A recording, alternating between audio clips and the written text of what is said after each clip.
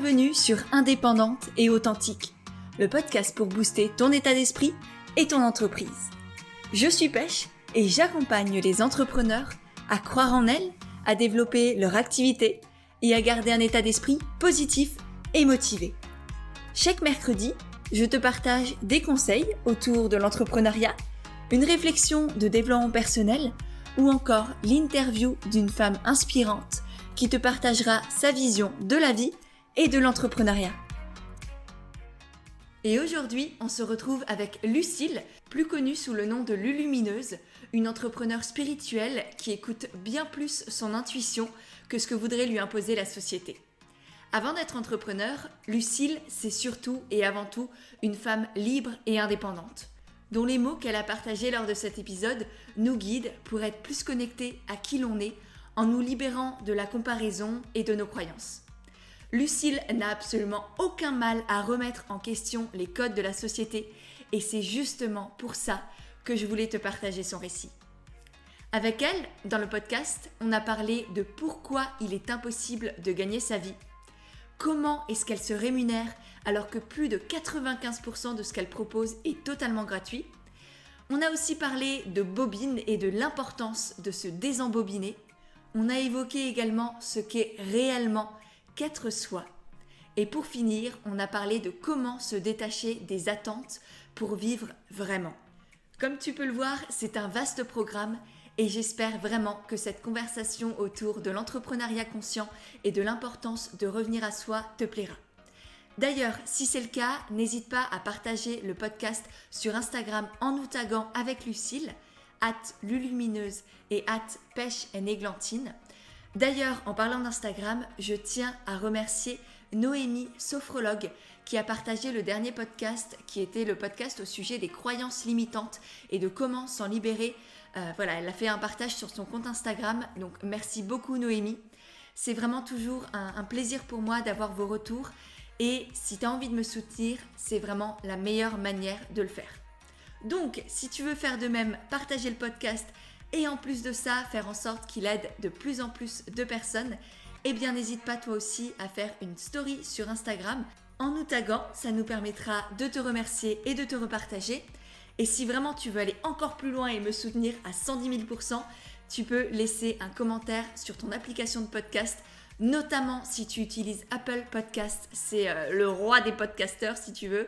Et du coup, c'est un peu eux qui dirigent tout. Donc plus il y aura de commentaires sous le podcast pour le soutenir, plus il pourra être mis en avant par Apple pour que d'autres personnes puissent le découvrir. Voilà, maintenant que j'ai fait ce petit blabla, que j'ai remercié Noémie, eh bien je te laisse pour ma conversation avec Lulumineuse. C'est parti ? C'est parti. Pas de stress. Bonjour Lucille, merci beaucoup d'être avec moi aujourd'hui, ça me fait extrêmement plaisir de te recevoir sur le podcast. Salut à toi, merci beaucoup pour l'invitation. Chouette, j'aime pas les intros bordel, je suis nulle en intro. Chouette, y a qui dit chouette à ça? Bon allez, on continue. Est-ce que pour les personnes qui ne te connaissent pas, tu veux bien te présenter s'il te plaît? Alors bonjour, je m'appelle Lucille, on me connaît plus sous le pseudo de Lulumineuse. Ça fait un peu plus de 10 ans que je partage autour de la spiritualité et de tout ce qu'en découle. Au quotidien dans notre vie, je partage des outils pour tous. La plupart sont totalement gratuits. Je suis pour partage libre, en conscience et surtout aider un maximum les gens à s'écouter et à créer leur vie. Mais je dirais plus à être vraiment eux-mêmes, tout simplement. De toute façon, on est tous amenés à l'être. Donc voilà, je fais partie de ceux qui aident dans ce sens-là. Génial. Et c'est quoi du coup la spiritualité pour toi? Parce que là, ça m'intrigue, tu te présentes directement comme ça, à un mot qui à la fois parle ou parle pas, enfin voilà, déjà selon chacun ça parle ou ça parle pas, mais qui est tellement vaste, du coup j'aimerais bien savoir ce que ça signifie. En fait, la spiritualité, ce n'est rien d'autre que la science de l'amour et de la vie. Mais c'est vrai que c'est un mot qui a été repris par les religions, etc. Et puis finalement, il est tellement employé aussi en ce moment, un peu à la mode, qui veut un peu trop rien dire. Mais on va dire qu'il y a des règles dans l'univers, il y a des lois qui régissent le cosmos, on est fabriqué d'une certaine matière première, il y a une intelligence derrière tout ça, et la spiritualité, c'est simplement la connaissance de soi. Voilà, tu apprends à te connaître et tu apprends à connaître l'univers qui t'entoure et comment il fonctionne, en fait, tout simplement. Génial. Oui, ça me parle beaucoup. Et comment t'es tombée là-dedans, entre guillemets? Parce que là, tu nous dis, ça fait plus de 10 ans. C'est énorme et effectivement, en ce moment, on en parle de plus en plus. Là, pareil, est-ce que c'est bien, est-ce que c'est mal? Je pense que c'est pas la question. Enfin, voilà, il n'y a, pas de bien ou de mal à ce niveau-là. Et même peut-être en règle générale, mais bref. Du coup, comment t'es tombée là-dedans? Écoute, c'est un peu comme Astérix et Obélix, hein. Moi, je suis un peu Obélix. Je suis tombée dedans quand j'étais toute petite. Non, je pense que simplement, il y a des personnes qui viennent avec cette dimension-là, autre que celle qu'on nous présente dans la vie, hein. On se croit moderne de par notre société, notre manière de réfléchir. Et il y a d'autres moyens de voir les choses, il y a d'autres manières de voir les choses.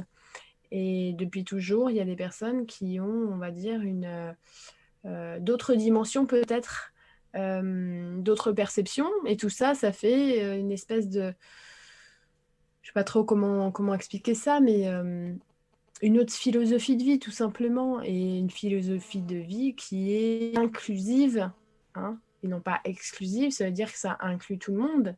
Et ça inclut beaucoup, beaucoup d'amour et de solidarité entre les êtres, sans pour autant qu'on soit bizarre. Voilà, c'est juste ça en fait. Donc il n'y a ni bien ni mal. De toute façon, la spiritualité, qu'on soit spirituel ou pas, ça ne veut rien dire, parce que de toute manière, on est tous en train d'expérimenter la vie. Donc qu'on soit conscient ou pas, on est tous en train de faire l'expérience de la spiritualité, mais après, on n'est pas obligé d'en parler, on n'est pas obligé non plus d'appeler ça comme ça, on s'en fiche en fait. Hmm. Ok, génial. Et comment tu en as... Aujourd'hui, c'est ton métier, on va dire, enfin, c'est ce qui te permet Mm. quand même de gagner ta vie. Comment... Pourquoi... Est-ce que tu as toujours fait ça? Est-ce que tu as toujours su que tu allais devenir entrepreneur dans la spiritualité? Ou comment c'est venu à toi? Je pense qu'on ne peut pas devenir entrepreneur dans la spiritualité, parce que c'est pas une matière, la spiritualité, c'est plutôt un mode de vie. Hmm. Hum, Le fait même que j'écoute mes envies, mes intuitions, c'est ça qui a créé ma vie. C'est pas mon choix, on va dire, réfléchi, analysé, analytique, que d'avoir entrepris de devenir entrepreneur. C'est plutôt un parcours de vie, un chemin. euh, c'est un peu comme si tu pars en voyage et puis que tu t'écoutes et puis tu te dis, tiens, je vais aller vérifier, je vais aller regarder, explorer de ce côté-là, etc. C'est plutôt un parcours de vie où chaque pas te fait découvrir quelque chose. C'est pas du tout quelque chose qui est planifié, et j'ai pour habitude de dire que je ne gagne pas ma vie parce que la vie, on l'a déjà gagnée, c'est pour ça qu'on est ici. Oui, et puis surtout, c'est pas une course, il n'y a pas à perdre sa vie ou à gagner sa vie. Enfin, Ouais. vraiment, je pense que effectivement cette expression, moi, elle me sort par les trous de nez, comme on dit, parce que t'as rien à gagner, t'as juste à la vivre, quoi, en fait. Bah À oui. l'accueillir, à la ressentir, à la chérir, surtout, peut-être aussi, à Mm. l'honorer. Absolument. Donc, ouais, je suis bien d'accord là-dessus. Et du coup, tu as toujours été entrepreneur quand même pour les personnes qui, là, beaucoup nous écoutent et sont entrepreneurs ou veulent le devenir. Est-ce que tu as eu un déclic? Est-ce que, à quel moment, enfin, il y a eu un basculement ou, tu vois? Moi, j'ai jamais été salariée, j'ai jamais été, on va dire, j'ai jamais pu être dans un moule, parce que très vite, pour moi, c'est quelque chose qui n'a aucun sens de s'enfermer dans ce qu'on appelle, par exemple, des boulots alimentaires, ou alors, tu sais, cette pensée unique de l'école où il faut travailler un maximum pour avoir des diplômes, pour prétendre à avoir un bon salaire. Tout ça, ça peut se comprendre. Et il y a aussi des métiers où il faut clairement avoir certaines études. Ça, je ne le remets pas en question. Mais personnellement, je pense qu'on a chacun une espèce de cartographie intérieure à partir du moment où on l'écoute. Il se trouve qu'on a des aptitudes. Toutes ces aptitudes-là, elles sont différentes et inhérentes à chacun. Et à partir du moment où on sait les écouter, on va être naturellement guidé. Et la plupart du temps, euh, ça va évoluer au fil de l'aventure, en fait, au fil de l'âge, des périodes de vie. Donc, ça peut être prétentieux, par exemple, de se dire, tiens, maintenant, je vais être guide spirituel, alors que non, tu ne sais pas du tout ce que tu vas être, tu ne sais pas ce que tu es en train de le découvrir. Donc, il faut simplement être qui on est au moment où on a envie. Si là, maintenant, j'ai envie, je ne sais pas, de faire des savons, je ferai des savons. Voilà. Mais c'est plus important, c'est de respecter ce qu'on a envie de faire à l'intérieur et ne pas se chercher à se définir par une profession. Il faut plutôt qu'on soit simplement ce qu'on est et que ce qu'on fait soit la continuité de notre être. C'est ça qui est plus important. Ouais. Est-ce que ça a toujours été naturel, on va dire, et fluide pour toi de t'écouter? Ou est-ce que ça a été un cheminement, un apprentissage? Parce que mine de rien, on peut pas se le cacher. Aujourd'hui, on vit dans une société, on a grandi dans une société très normée, très standardisée, avec beaucoup de stéréotypes, beaucoup de, on va dire, de dictates qui nous disent, qui effectivement essayent de nous faire rentrer dans un moule.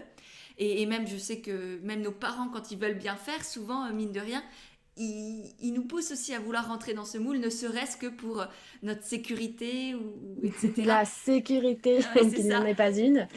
Et, et voilà, donc est-ce que ça a été toujours normal et naturel pour toi, ou est-ce que ça a été une déconstruction pour une Bah, franchement, reconstruction ensuite? ce qui était normal pour moi, c'est toujours été de m'écouter. Je me suis toujours dit, ce n'est pas parce qu'ils ont tous tort qu'ils ont raison.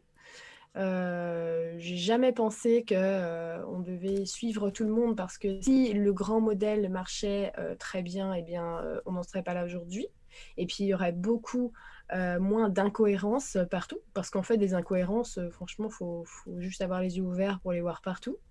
Donc, à ce moment-là, je me suis dit, ben, il y a quand même on est quand même ici pour explorer peut-être d'autres choses, hein, et puis il y a d'autres modèles possibles.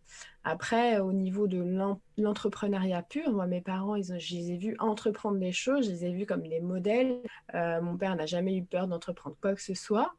J'ai jamais trouvé que c'était quelque chose de difficile. C'est un peu comme si tu as des parents artistes, tu vas pas dire, oh là là, est-ce que tu vas en vivre de ta passion d'artiste? Ah, écoute, tes parents, ils sont artistes, tu vois très bien que c'est possible.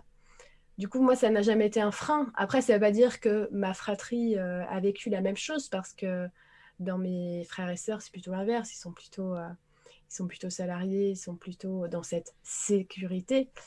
Moi, personnellement, j'ai jamais trouvé que c'était une sécurité et je suis trop, trop indépendante et je tiens trop à ma liberté pour que quelqu'un puisse me dire quand est-ce que j'ai mes week-ends, quand est-ce que je suis en vacances, etc. Pour moi, c'est juste pas possible. Ça n'a jamais été, c'est tout. Oui, je comprends tout à fait. Moi aussi, pour moi, la sécurité, c'est la liberté.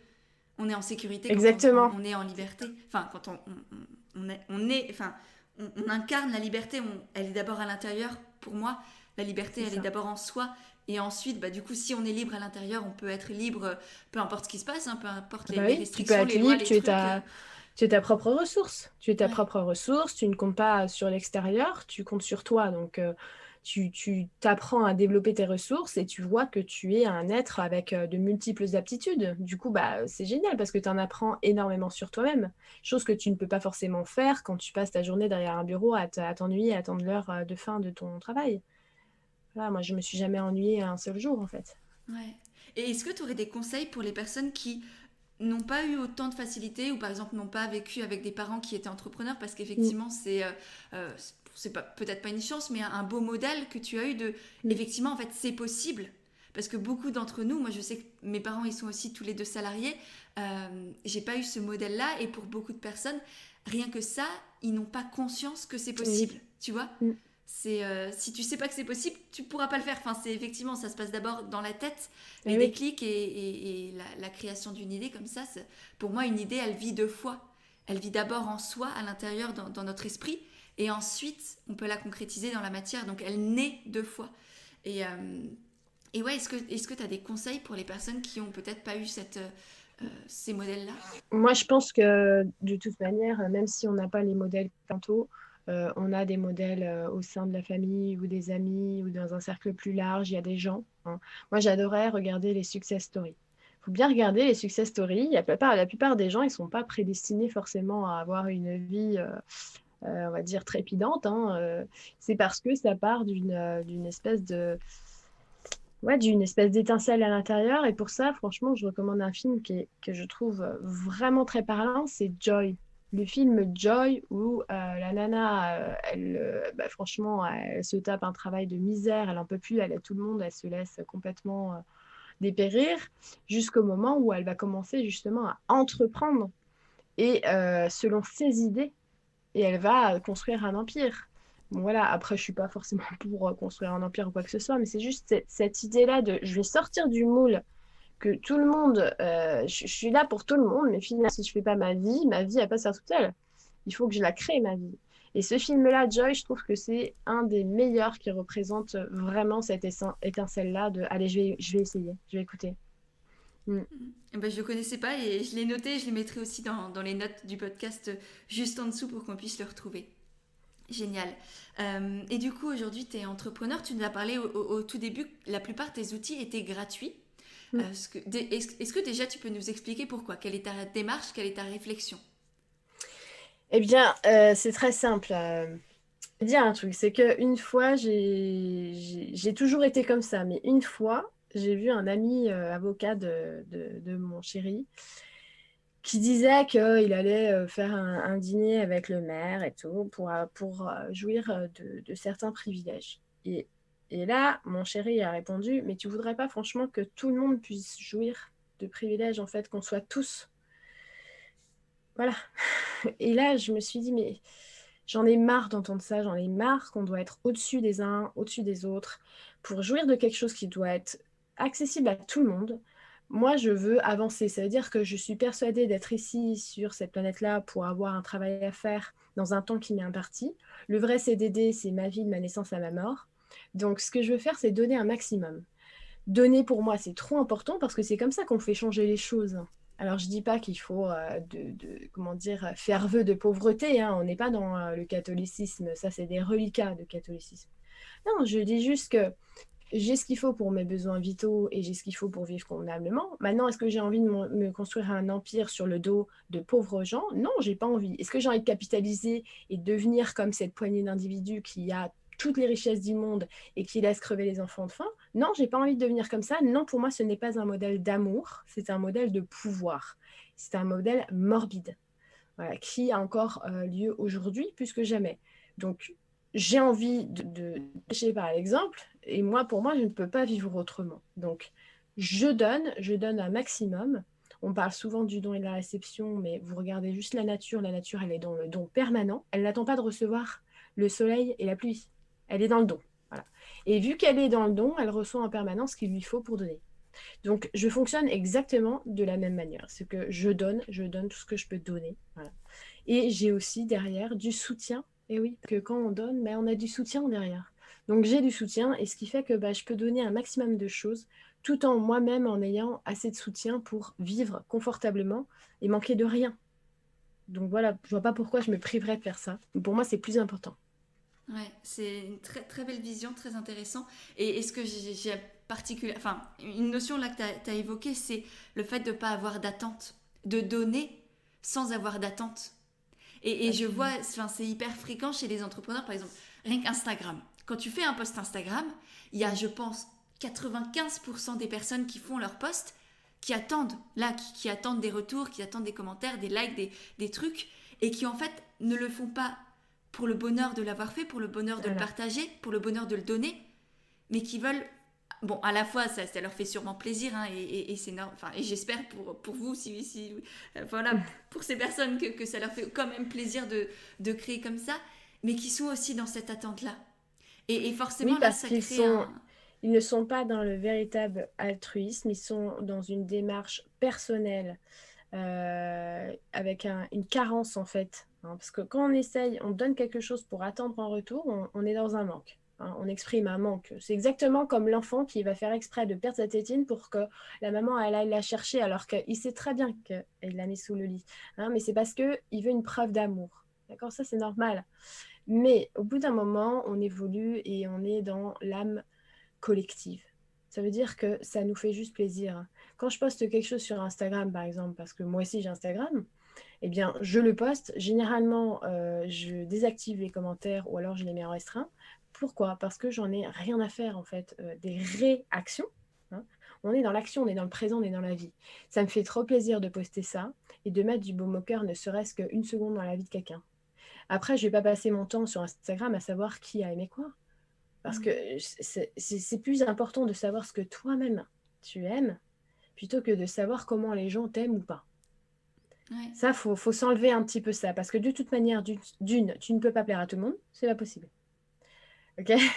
Donc, laisse ça tranquille. Et puis, de deux, tu as beaucoup mieux à faire dans tes énergies pour créer quelque chose, justement, pour les mettre ailleurs, que pour ce manque-là ou pour te juger, te situer par rapport aux autres, parce que tout ça, c'est de la comparaison.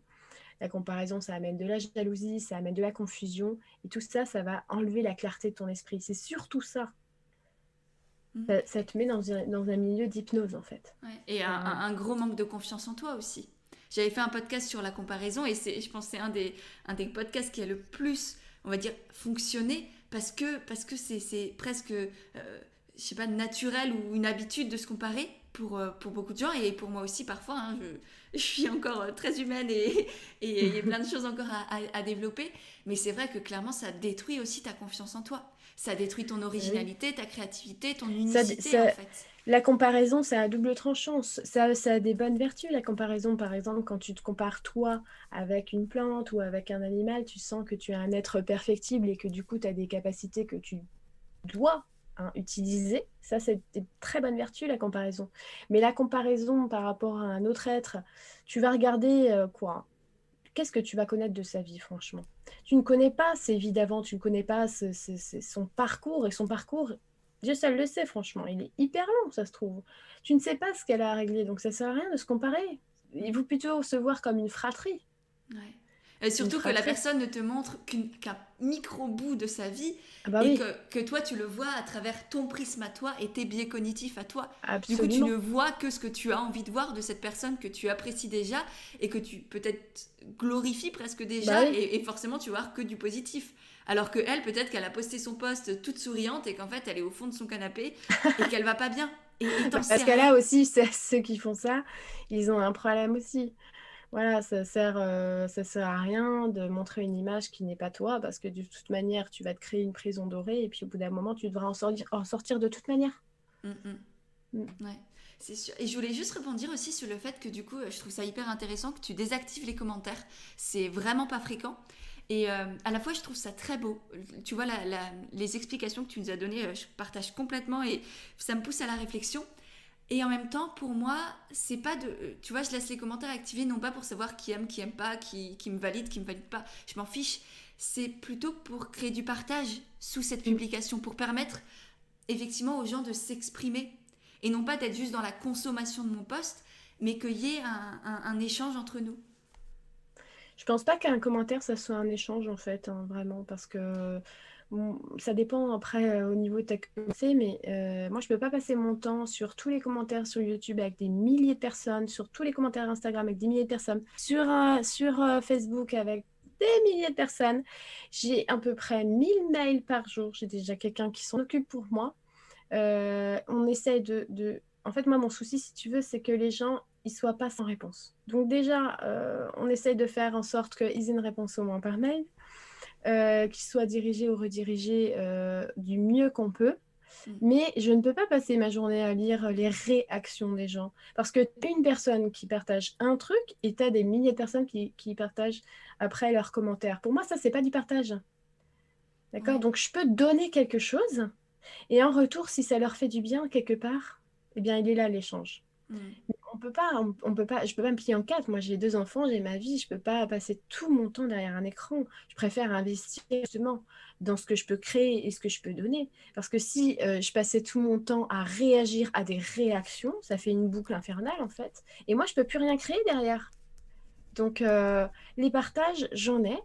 Je réponds très souvent, par exemple, quand on m'appelle, on me, on me fait, je sais pas, un message privé ou quoi. J'essaie vraiment de répondre, mais je ne peux pas être partout. On ne peut pas se couper en quatre, c'est juste pas possible mathématiquement. Mm, mm. Donc, Ouais, non. non, c'est sûr, c'est effectivement.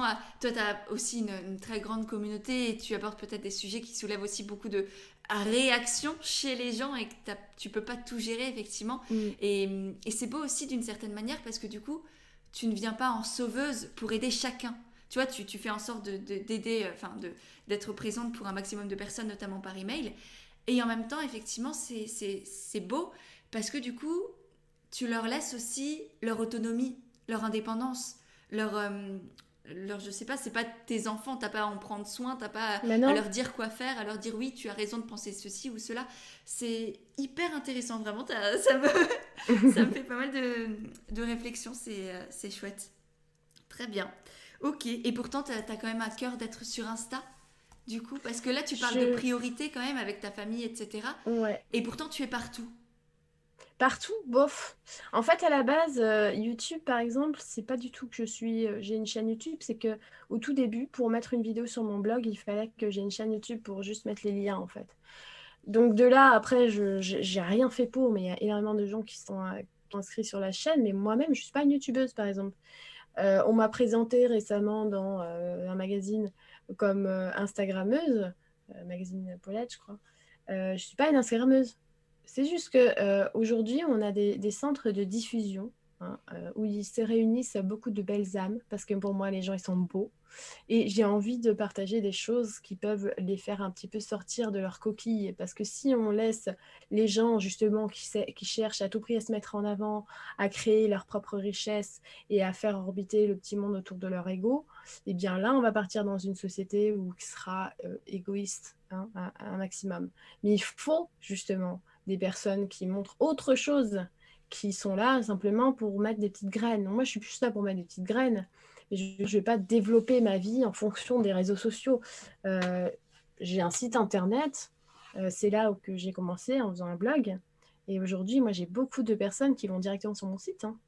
Je ne suis pas obligée d'avoir les réseaux, mais c'est juste que je pense aux gens et je vais là où ils sont, tout simplement, c'est tout. Ouais. Donc, tu essayes de trouver un équilibre entre toi, ce que tu as envie de faire, tes priorités, et aussi avoir du temps pour ta famille et pour toi-même, et en même temps être accessible rapidement et facilement pour les gens, c'est ça? C'est ça. Accessible après, voilà, c'est simplement distribuer des graines où je peux, comme je peux, aider un maximum de gens et faire simplement mon travail de colibri, sachant que j'ai que deux ailes et que je pense que chacun, vu qu'on est tous, on est des millions à avoir deux ailes, on peut quand même faire pas mal de choses tous ensemble. Ouais, oui, tout à fait. Et aujourd'hui, du coup, tu as parlé du blog, tu as parlé de tes différents réseaux. Et comment aujourd'hui tu fais pour te rémunérer? Alors, moi, j'ai une base d'abonnés à mon site. C'est-à-dire que tout le travail que je montre, que je donne, on va dire que c'est pour le grand public. Par exemple, mon site internet, il y a quelques années maintenant, j'ai tout mis, toutes les ressources de mon site. Et il y en a des centaines, elles sont gratuites. J'appelle ça une banque publique. C'est un service public de ressources gratuites. Euh, je fais aussi très souvent des créations gratuites, comme il n'y a pas longtemps, j'ai créé l'application Union qui permet voilà, à tout le monde de se faire connaître, une espèce d'annuaire interactif. Tout ça, c'est des créations que je fais pour tout le monde. Mais c'est soutenu par une base d'abonnés. Ce sont des personnes qui sont abonnées à mon site, qui soutiennent mon travail. Voilà. Et donc, pour 9, 5 euros ou 22 euros par mois au maximum, ces personnes-là, elles soutiennent mon travail, mais on se rejoint, on se réunit tous les mois en fonction de leur abonnement. Et là, je fais vraiment avec eux des directs avec eux, des ateliers avec eux, et on va plus profondément dans les enseignements initiatiques, hein, surtout. Donc voilà, c'est vraiment, on touche à des sphères qui sont profondément ancrées dans la spiritualité. Et je partage moins ça publiquement, hein, parce que je pense qu'il faut avoir fait un certain cheminement et puis il faut simplement avoir envie d'aller plus en profondeur dans ces sujets-là. Donc avec ces personnes-là, je fais ce travail-là et moi, c'est vraiment le cœur de mon travail.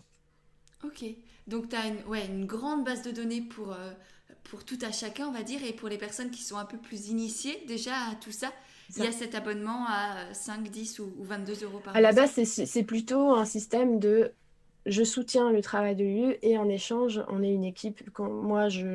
C'est comme un échange, comme tu dis, ben, en échange, on se réunit, on est une grande famille et on se réunit tous les mois. Mm. Ok. Et ça, tu en parles ou comment tu fais pour que... Parce que je sais que l'abonnement, c'est très en vogue, on va dire, en ce moment dans Ah tout ce oui. qui est entrepreneuriat. Il y a de plus en plus de personnes qui créent leur membership et leur système d'abonnement. Et je sais qu'un des gros soucis, c'est les désinscriptions, les réinscriptions, les petits couacs avec les paiements, etc. Comment toi, tu gères tout ça? Est-ce que tu fais aussi face à ça? Moi, ça fait quand même des années que j'ai mis ça en place. Je ne savais pas du tout que c'était en vogue et je n'ai jamais su. Je ne m'intéresse pas du tout au marketing. J'ai simplement eu l'idée un jour où j'allais sur une montagne pour prendre de la hauteur. J'ai reçu cette idée-là il y a quelques années. Je l'ai fait, j'ai mis en place. À partir de là, je pense qu'il y a énormément de gens qui attendaient ça. Et ça a amplifié, amplifié, amplifié. On est vraiment une très grande famille maintenant. Je ne saurais pas exactement parce que c'est pas moi qui gère tout ça. C'est ma collaboratrice Stéphanie. Et alors c'est elle aussi qui s'occupait des mails que je te disais tout à l'heure. Et elle s'occupe de ça, de gérer les abonnements, des abonnements. Il faut savoir que moi, je ne veux jamais contraindre les gens. Du coup, les gens peuvent s'abonner et se désabonner exactement comme ils veulent. S'ils ne sont pas contents, s'ils ont une réclamation à faire, eh bien, ils seront remboursés. Moi, je ne demande jamais de justificatif de rien du tout. Voilà, on s'engage avec soi-même, en fait. C'est tout. Donc, on peut venir faire un tour, on peut partir aussitôt, etc. Je m'en fiche. On peut changer aussi d'abonnement. Nous, on est humains derrière. Donc, Stéphanie, on lui envoie un mail et puis elle essaye de gérer et c'est tout. Voilà, on est vraiment très, très simple, en fait. Ouais. Tu remets Ouais. chacun devant sa responsabilité, encore une fois. Bah, c'est ça, c'est que tu veux pas, mais je suis pas une vendeuse. Ouais, ouais. Voilà. Et qu'est-ce que... C'est intéressant là, pardon, c'est quoi une vendeuse? Tu vois, parce Bah, que ça sonne, on a l'impression que ça sonne pas très positif dans ta bouche pour toi. Pourquoi? Je suis pas une vendeuse parce que quand je dis ça, c'est que je ne vais pas faire un programme ou une publicité pour te dire de t'abonner. En fait, je suis quelqu'un sur ton chemin qui t'ouvre une porte. Si jamais tu veux venir faire coucou, bah tu peux. Et puis bah, sinon, bah, tu fais pas. Donc souvent, je ne parle pas de mes abonnements. Je préfère que la personne ait eu le temps de connaître mon travail, etc. Et naturellement, on va peut-être voir qu'il y a ça et que là, elle aura envie. Et pour moi, ça doit être une démarche personnelle et c'est pas moi qui dois hameçonner les gens. C'est ça Mhm. que je veux dire par là. Ouais, je comprends. Et en même temps, tu vois, pour moi, la vente, c'est justement, c'est juste créer une relation avec les gens, leur montrer que tu es là, leur faire coucou, coucou, je suis là. Et si ça peut t'aider, si tu es intéressé, et ben, je suis là. Tu vois, justement. C'est juste. Ouais, mais ça, c'est le travail de l'univers de montrer aux gens que tu es là. T'inquiète pas que les jours où ils sont prêts, ils seront devant ta porte. D'accord, ok, je comprends. Et ouais, non, mais c'est toujours le fait là, je sens que tu es vraiment dans la responsabilisation de chacun. Et ça, très très peu de personnes le font réellement. Tu vois, que ce soit dans Tu les sais, par commentaires ou... attraction, il se passe énormément de choses par attraction. Dans toute ta vie, il se passe par attraction. Donc, moi, je suis persuadée que quand tu réalises quelque chose par attraction, les gens, ils vont venir. C'est comme, tu vois, par exemple, j'avais fait à l'époque une BD. Une BD avec Armella, que j'adore. Et puis, on m'a dit, bon, est-ce que tu veux faire de la promo pour ta BD et tout? Eh ben non, parce que je pense que quand quelque chose est réalisé, il a sa vie propre. Et donc, du coup, si les gens aiment, mais ne t'inquiète pas qu'ils vont la partager. C'est pas à moi de dire, allez, super, achetez-la. C'est aux gens de l'avoir entre les mains et de se dire, ah, alors là, vraiment quelque chose. Elle est sortie en 2016, c'est un best-seller. Elle se vend tous les ans par les thérapeutes, etc. C'est juste incroyable la vie qu'elle a, cette BD. Et c'est pas parce que je l'ai vendue, c'est parce que j'ai donné vie. Mm. C'est tout bête, mais ça nous appartient pas après la vie de quelque chose. Il faut faire confiance, justement. Ce qu'il Ouais. faut faire, c'est pas, ah, tiens, j'ai un super produit, je vais le vendre. Non, non, c'est j'ai fait quelque chose et cette chose-là, elle va prendre vie et elle va avoir sa vie. Mm. Mm. Et ça se sent, et je pense qu'une des... Ah, ce qui fait que ça marche, entre guillemets aussi, c'est la confiance et la fierté que tu... Enfin, dans tes mots, là, je l'entends, je la ressens, que tu es fière de... Enfin, tu es heureuse d'avoir créé ça, justement, et de le proposer au monde. Et je pense que c'est ça qui est beaucoup plus fort que, effectivement, tous les hacks marketing ou je sais pas quoi qu'on peut mettre en place Ouais, pour oui. vendre une BD, par exemple. Oui, parce que tu sais, je sais ce que j'ai mis dedans.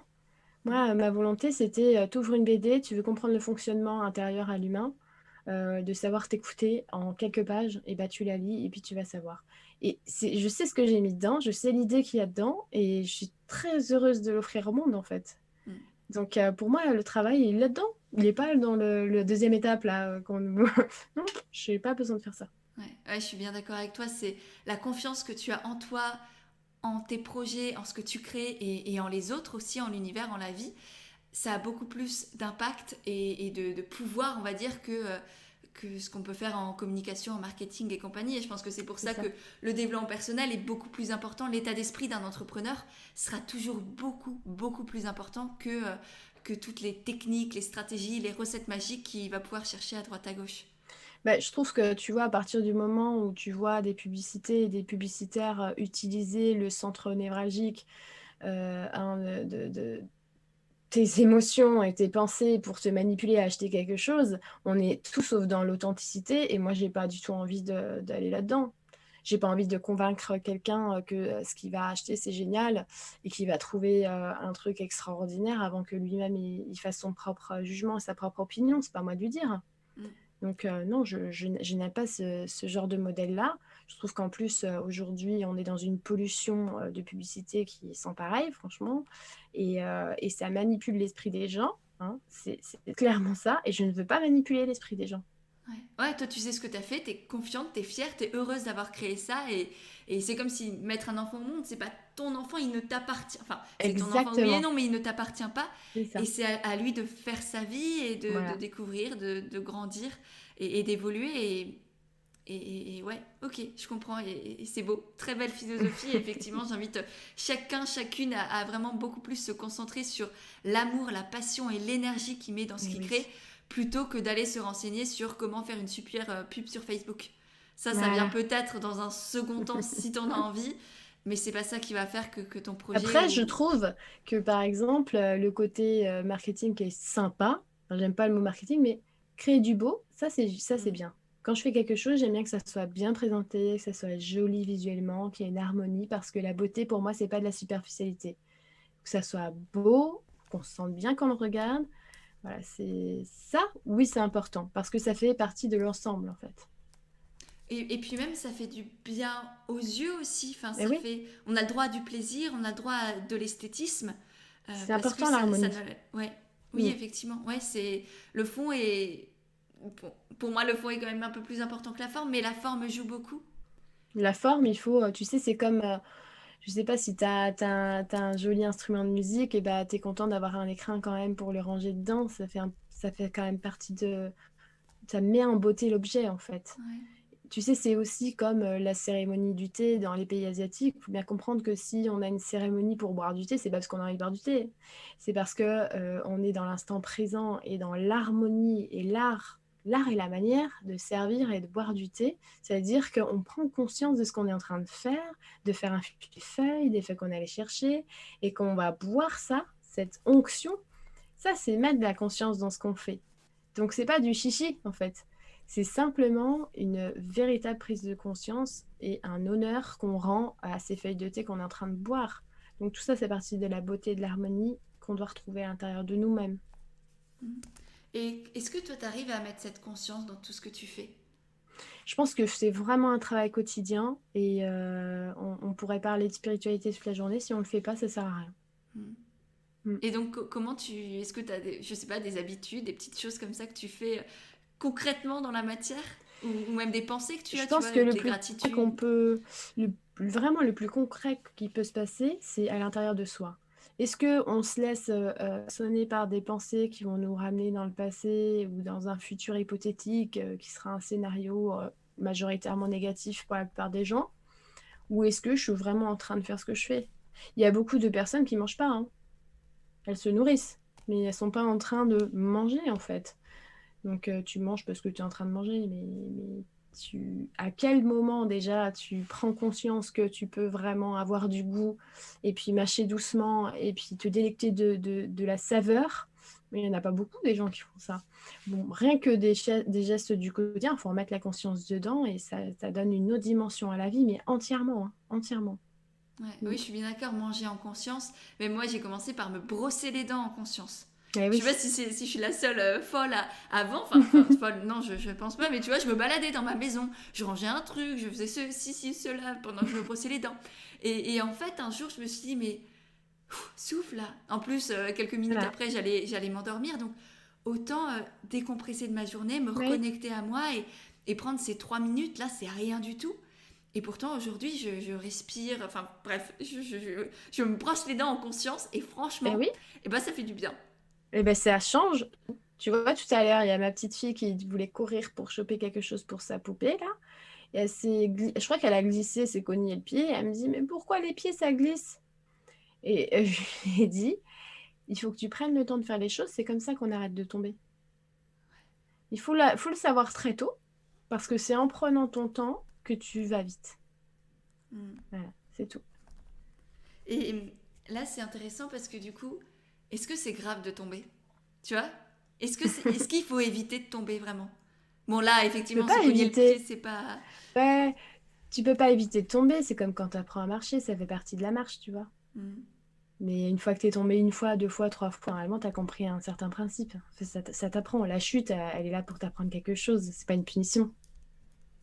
Ouais, donc c'est pas à éviter, à fuir absolument parce qu'on risque quand même de louper des choses, tu vois. C'est à force d'éviter enfin, de faire en sorte d'éviter de peut-être tomber potentiellement, parce que souvent on s'imagine qu'on va tomber, que ça va pas marcher ou je sais pas quoi, alors qu'on n'en sait Mhm. absolument rien. Le futur, il n'est pas encore écrit. Là, tout ce qu'on maîtrise, c'est l'instant présent et ce que l'on fait dans l'instant Ah présent. oui. Donc, effectivement, c'est savoir prendre des risques aussi pour toi, important. Ben, prendre des risques, je trouve que c'est une expression extrêmement bizarre parce que ça voudrait dire en fait que de ne rien faire, c'est pas prendre de risques. Et il y a une phrase de Lao Tzu que j'adore, c'est celui qui ne fait rien, il ne se trompe qu'une fois. Ok. Ouais. Vaut mieux essayer quand même, hein, c'est comme ça qu'on apprend. Ouais, ouais. Et est-ce que du coup, dans ta, j'allais dire carrière, allez soit, carrière Comme si j'étais d'entrepreneur, super c'est vieille, tu ça, sais. dans ta carrière. Donc, dans ta carrière d'entrepreneur, est-ce que à un moment tu es tombé, ou plusieurs fois, est-ce que tu es tombé, est-ce que tu as eu des projets qui n'ont pas fonctionné comme tu l'imaginais? Parce que je parle pas d'échecs, parce que pour moi il y en a pas, mais est-ce qu'il y a des choses qui t'ont peut-être déçu ou qui n'ont pas, voilà. Je pense que quand t'as pas d'attente, tu peux pas tomber. T'as pas d'attente. Tu sais, il y a un truc qui me fait trop rire, c'est Dewey dans Malcolm, c'est son anniversaire. Et il dit, bah, je m'attendais à rien, mais je suis quand même déçue. Je trouve ça tellement drôle. Mais la vérité, je veux dire, si tu attends un résultat, c'est que tu as déjà planifié quelque chose. Or, je suis désolée, mais tu ne contrôles pas le soleil, le vent et les éléments de la Terre. Donc, tu vas devoir observer plutôt les effets de la cause que tu as plantée et apprendre. Voilà. Ça veut dire qu'une fois que tu as planté ta cause, que tu as créée, tu observes les effets et tu ne peux pas contrôler les effets. Par contre, tu peux maîtriser toi à l'intérieur de toi l'observation, ce que tu vas faire de tout ça, de cette information. Et puis à l'intérieur de toi, tu vas te replacer, tu vas apprendre, tu vas continuer, etc. Donc il y a pas d'échec, il n'y a pas à être déçu, il n'y a pas quelque chose qui peut tomber. En fait, il y a quelque chose qui peut simplement prendre une autre forme, un autre chemin qui va t'amener sur autre chose. Donc il n'y a jamais d'échec en fait, Hmm. de vrai. Oui, du coup, c'est quand même faire des choses parce que souvent, quand on entend ça, les personnes répondent ouais, mais du coup, on fait plus rien, tu vois. Si j'ai pas d'attente, bah, je fais plus rien. Parce que quand on fait quelque chose, c'est quand même dans un élan, dans un certain but. Bah, c'est super triste du coup de penser ça parce que honnêtement, quand tu fais quelque chose et que vraiment ça te met en joie de le faire, bah, t'as pas besoin d'avoir d'attente pour avoir de la joie de le faire. Mm. Hein. Quand je fais quelque chose, c'est parce que ça me fait vraiment plaisir de le faire. Et rien que le fait de le faire, je suis déjà dans la joie. Donc finalement, ça m'a déjà amené quelque chose. Mm. Que si tu fais un labeur où tu t'es pris le chou de ouf et qu'après, tu attends que ça te ramène des choses, en effet, là, tu peux être largement déçu parce que tu t'es pris deux fois la tête. C'est ça qui est affreux, Ouais. c'est de ne pas Et- profiter. C'est pour ça que c'est travail, tripalium, hein, la torture. Non, il faut œuvrer, s'amuser. ouais. Et après, Créer. ça fait des Et petits. c'est effectivement, c'est la joie de le faire, le simple fait de le faire, comme écrire un post Instagram, si on revient à notre exemple d'avant, C'est ça. mais aussi la curiosité, enfin pour moi, la curiosité de voir ce que ça va donner. Mais c'est De ne ça, pas c'est aussi. vouloir que ça fasse ça, Ouais, mais de voilà. voir qu'est-ce que c'est comme un enfant qui s'émerveille devant voilà il fait ça et pouf, ça fait des étincelles, waouh, il n'était pas prêt, et c'est Bah ça ouais, qui est c'est ça. beau. Exactement. Mais tu sais, c'est comme quand tu plantes une graine pour faire germer quelque chose. Bah, tu vas la planter, ta graine, elle va pousser ou pas, mais tu vas voir. Ça t'appartient pas après, hein. Elle est Mm, plantée. ouais, je pense que c'est beaucoup plus important qu'effectivement que se fixer des buts. C'est bien d'avoir des buts, d'avoir des rêves, d'avoir des objectifs parce que ça nous permet mine de rien d'avancer, mais néanmoins c'est aussi accepter que ça se réalise pas forcément comme on l'avait voulu et que c'est sûrement très bien aussi, voire certainement mieux parfois, souvent. Ça nous apprend plus en tout cas C'est-à-dire que souvent, on est convaincu que telle et telle chose sera bon pour nous, mais on ne se connaît pas suffisamment, donc non. Et je dis parfois, attention à ce que vous voulez, parce que vous risquez de le recevoir. Et oui, des fois, on veut des choses, on l'a, mais c'était pas comme ça qu'on le voyait. Donc, on ne sait pas, en fait. Ouais. Et est-ce On que sait pas. pour toi, parfois, on peut croire vouloir quelque chose et en fait être complètement bloqué peut-être au niveau de notre inconscient, notre subconscient? Oh bah, honnêtement, j'en vois tous les jours des gens comme ça.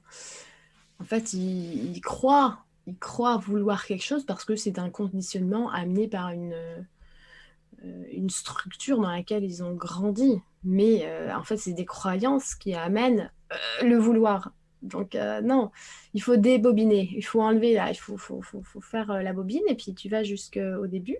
Et puis tu vois qu'en fait, la plupart du temps, les gens, ils veulent juste être libres et heureux. C'est tout. Ouais. Et chacun Du à coup, leur bah autant manière. commencer maintenant. Hein? Il n'y Ouais, a et pas ça besoin d'attendre nécessite pour ça. d'aller creuser largement en soi, parce que la bobine, j'imagine, du coup, c'était la métaphore de l'être humain. Bah, la bobine, c'est tous les conditionnements et les croyances que tu as accumulés au long de ta vie et puis que tu penses qu'il y a des choses qui ne sont pas réalisables alors que rien qu'aujourd'hui, la seule chose qui t'empêche d'être heureux, c'est ton état d'esprit. Mm. Est-ce que tu as des conseils, du coup, pour les personnes qui sont complètement embobinées? Je pense que quand les personnes sont complètement embobinées, ils m'écouteront pas et ils regarderont pas cette vidéo. Mais je pense à elles beaucoup, beaucoup.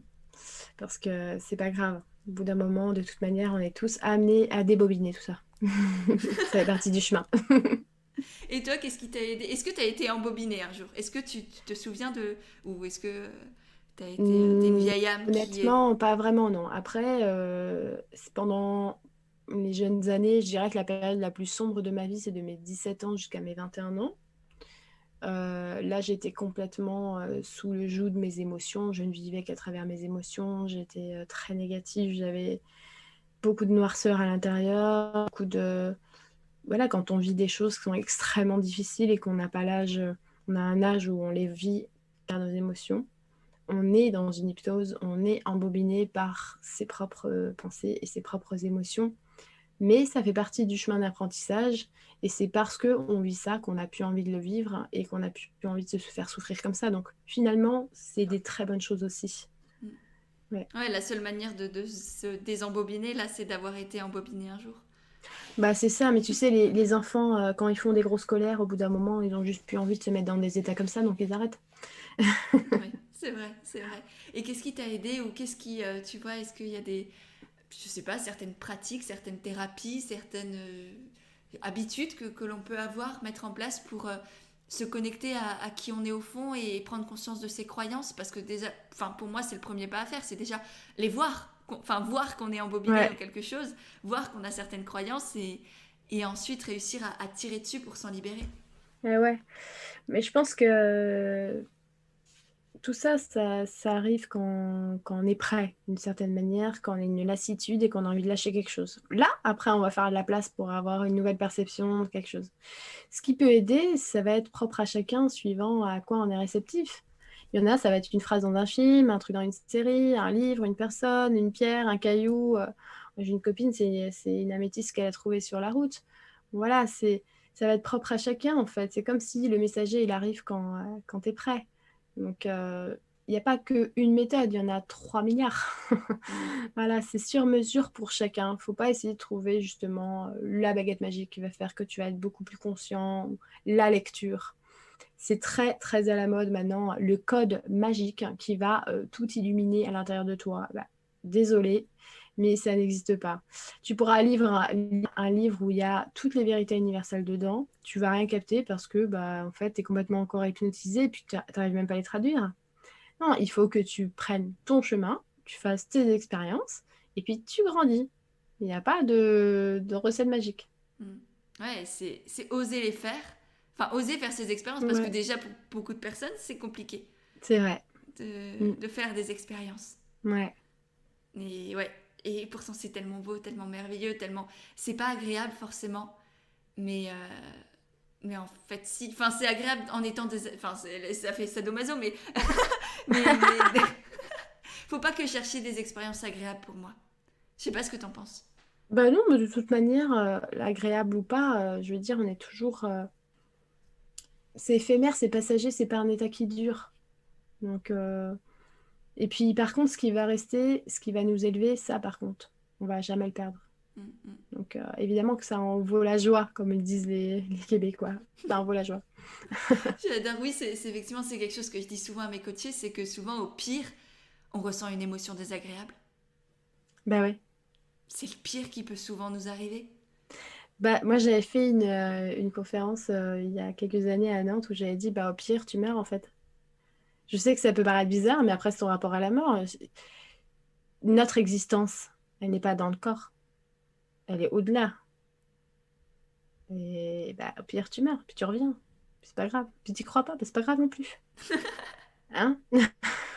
Je sais que ça peut J'adore. paraître violent, mais n'empêche que c'est ça. Non, non, mais c'est vrai, je pense qu'il y a un gros tabou autour de la mort et je dis pas que je suis à l'aise avec la notion, euh, mais que c'est bien, enfin c'est important d'en parler parce que le jour où tu y fais face, et ben plus ça aurait été un tabou dans ta vie, plus dur ce sera aussi Absolument. d'accueillir tout ça. Donc je pense que c'est Mm. pas une bonne chose que ce soit autant un tabou.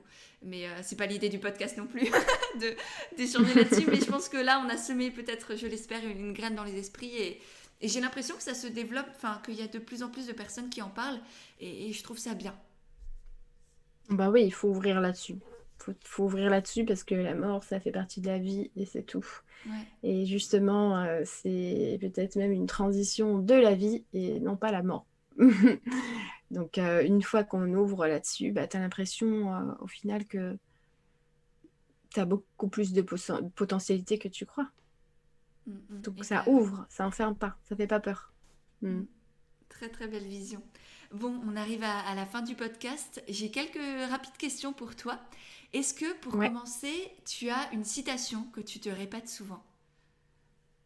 j'en ai plein. Je connais énormément de citations, j'adore. Je trouve que c'est des phrases magiques qui te remettent sur le droit chemin. Et du coup, j'en ai pas une préférée, je suis désolée. Est-ce qu'il y en a une qui t'arrive là à l'esprit? Cherche pas la meilleure, cherche pas Hmm. la bonne. Prends celle qui. Non, franchement, honnêtement, là, ça Rien. dépend du sujet, quoi, je te jure. Ça dépend du sujet. Ok. Ouais. Mais par contre, celle que j'ai dit tout à l'heure, elle dirait bien, c'est celui qui n'essaye pas et ne se trompe qu'une fois. Ouais. Allez, Mm. on va garder celle-là. Et puis, de toute manière, je pense que tu en as pas mal sur Instagram aussi. Est-ce que tu en. Parfois, ouais, Ouais. j'en mets sur Insta aussi. Allez, ben on ira tous voir sur Insta. Alors, je mettrai aussi le lien dans les notes. Ensuite, est-ce que tu as des sources d'inspiration? J'en ai plein, tout, partout, autour de moi, n'importe quoi, tout est inspiration. Après, si tu veux nommer, par exemple, des personnes, Oui, allons. Ouais, vas-y. moi, j'adore tous les grands sages qui sont venus distiller leur sagesse. Donc, justement, Lao Tzu, Gautama Siddhartha, il y a aussi Mikhail Ivanov, Omram, qu'on appelle, Peter Donov. Euh, il y en a tellement, tellement, tellement. Hildegard de Bingen. Euh, mais je pense qu'il n'y a pas que eux. Hein. Il y en a tellement. Alice Bailey. Voilà. Ouais. Et si on revient sur Instagram, est-ce qu'il y a des personnes que tu apprécies suivre régulièrement? Je pourrais pas dire que je suis vraiment quelqu'un sur Instagram. Je m'abonne à énormément de choses. J'aime bien justement avoir plein, plein, plein de choses différentes. En fait, j'aime tout ce que font les gens. Et je m'en fiche des gros ou des petits comptes. Dès que je trouve que quelque chose est beau, je m'abonne et puis je regarde. Voilà. Mm. D'accord. Ouais, je pense que c'est effectivement en ayant l'esprit ouvert, en se connectant à plein de monde sans chercher à savoir s'il est connu ou pas, qu'on fait les plus belles rencontres, les plus Ah belles bah oui, non. découvertes. Non, bah, tu vois, c'est pas du tout un paramètre. Par exemple, quand quelqu'un me propose une entrevue ou quelque chose, je regarde ce qu'il propose. Je regarde jamais, jamais ces paramètres-là. Mm. Ouais. Ouais, moi aussi, je me connecte plutôt à l'énergie, à ce que je ressens, ce que je ressens de la personne aussi, Ouais, plutôt voilà, que. c'est ça. Ouais. Ouais. Est-ce que je vais passer un bon moment? Est-ce qu'on va bien papoter? Ou est-ce Bah, que. c'est ça, exact. Mm. Carrément. Ok, je suis d'accord. Et pour finir, quelle est ta définition de l'authenticité? L'authenticité, c'est ce qui arrive quand on ne cherche pas à faire, mais on est ce qu'on est. Voilà, l'authenticité, c'est... Bah, d'ailleurs, je vais dire un truc, c'est qu'hier, je suis allée voir un praticien qui est génial, qui fait de la micro, qui s'occupe des cervicales. On dirait quelqu'un qui vient d'une autre planète et qui est planqué dans une clinique privée ici. Et il a vu au niveau de mon diaphragme, il m'a dit, incroyable, parce que je peux rentrer carrément sous tes côtes, quoi. Et je lui dis, ah bon, ma mince, c'est un problème? Elle m'a dit, ah non. Ah bah justement, la plupart des gens, ils gardent tellement ce qu'ils ont à dire, ils gardent tellement leurs émotions que je peux même pas rentrer 1 centimètre. Toi, je peux mettre la main. Il faut exprimer ses émotions, il faut dire ce qu'on ressent, il faut pas avoir peur de ça. De toute façon, vous avez peur de quoi? Donc, être authentique, c'est simplement être soi-même. Faut pas en rajouter, faut pas chercher à être quelqu'un d'autre, faut simplement être soi-même. Et ce qui est génial, c'est que du coup, vu qu'on est soi-même, on peut pas se reprocher d'être quelque chose ou pas quelque chose ou quoi que ce soit, ou on est juste soi-même. Ça enlève énormément de poids sur les épaules, hein. Et juste, alors là, ça va être la question de philo, tu vas me détester, mais c'est quoi être soi-même du coup? On me pose souvent la question en fait, et je réponds Être toujours autre chose soi-même, selon l'énergie, mais ouais, pour toi, c'est quoi? souvent, tu portes des masques pour des masques que tu vas échanger par rapport à la situation de la vie. Parce que tu attends une certaine réaction de l'autre et tu attends souvent de l'amour de l'autre, hein, tout simplement. Eh bien, t'enlèves ces masques-là et voilà, tu oses, c'est tout. Ça me va. Enfin, ça me va, bien sûr que ça me va, tout me va, mais enfin, je partage la vision enfin, que tu as aussi, pardon, j'en perds mon français. Génial. Bon, et ben merci beaucoup, vraiment, Lucille, pour cet échange qui était passionnant, qui a semé plein de graines aussi dans mon esprit. J'espère qu'il en aura semé dans les personnes, enfin, dans les esprits de ceux et celles qui nous auront écoutés. Ouais, un grand merci, Lucille. Merci beaucoup à toi et puis je te souhaite vraiment une belle continuation dans ce que tu fais, toute rayonnante et c'est super. Tu vois, pour moi, on est une grande équipe au sol et c'est comme si j'ai rencontré une nouvelle membre de l'équipe au sol que je connaissais pas encore. Je suis contente. J'adore. Très belle métaphore. Merci beaucoup, à bientôt. À bientôt, salut. Et voilà, c'est de nouveau moi. J'espère vraiment que cet échange t'a plu. Si c'est le cas, n'hésite pas à le partager sur Instagram. Tu auras les liens de nos comptes directement dans les notes de l'épisode. J'ai déjà hâte de voir tes petits retours, de pouvoir te lire et te repartager. Et si jamais toi aussi tu veux entreprendre en restant toi-même et aligné avec tes valeurs, je t'ai créé tout un guide gratuit pour entreprendre avec authenticité et naturel. Tu auras le lien aussi pour le télécharger directement dans les notes de l'épisode et ensuite je te le renverrai par email. Il est rempli de conseils, d'astuces, de petits exercices à faire pour t'aider à développer ton projet et faire en sorte qu'il te ressemble vraiment pleinement. Donc voilà, tu as le lien aussi dans les notes de l'épisode. Et pour finir, si vraiment tu as aimé le podcast, n'hésite pas à le faire savoir en laissant des petites notes et des étoiles sur Apple Podcast.